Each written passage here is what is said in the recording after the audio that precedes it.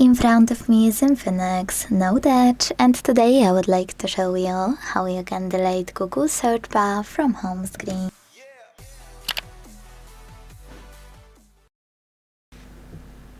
First of all, just hold your search bar and wait for the pop-up to show. Now, when it does, tap on Remove on the right and wait.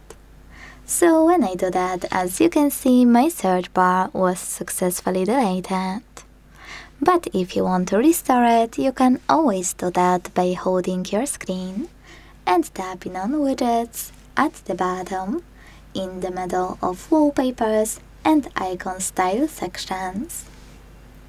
Now you need to scroll. First tap on All next to Features, and then scroll to access Google.